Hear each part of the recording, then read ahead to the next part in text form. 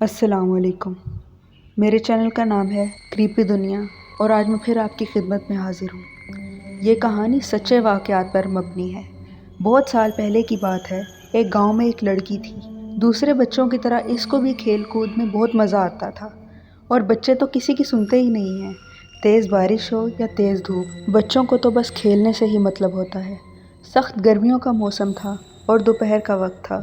نور اپنی کزن شہانہ کے ساتھ اس جگہ گئی جہاں وہ ہمیشہ کھیلنے جاتے تھے۔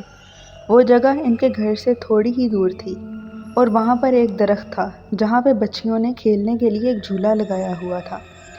ویسے تو اس درخت کے پاس ہمیشہ ہی لڑکیاں موجود ہوتی تھیں، پر آج جیسے ہی نور اور اس کی کزن وہاں گئے تو وہاں پر کوئی بھی نہیں تھا۔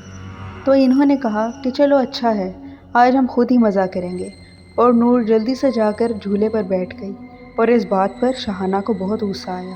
شہانہ نے نور سے کہا کہ پہلے مجھے بیٹھنے دو، پر نور نے اسے نہیں بیٹھنے دیا اور شہانہ غصے میں چلی گئی۔ نور کو یہ احساس ہی نہیں ہوا کہ نور وہاں پر اب اکیلی رہ گئی تھی۔ اچانک نور کو محسوس ہوا کہ جیسے اسے کوئی جھولے دے رہا ہے، اور آہستہ آہستہ وہ اور تیز ہوا میں جا رہی تھی۔ اب وہ خود بھی ڈرنے لگی تھی کہ یہ اس کے ساتھ کیا ہو رہا ہے۔ نور وہاں پر چلانے لگی، پر وہاں کوئی بھی نہیں تھا جو اس کی مدد کرتا۔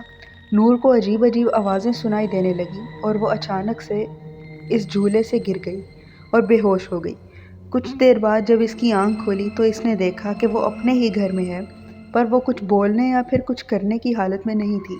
وہ سب کو بتانا چاہ رہی تھی کہ اس کے ساتھ کیا ہوا ہے، پر وہ کچھ بول نہیں پا رہی تھی۔ دن بدن اس کی حالت خراب ہوتی جا رہی تھی۔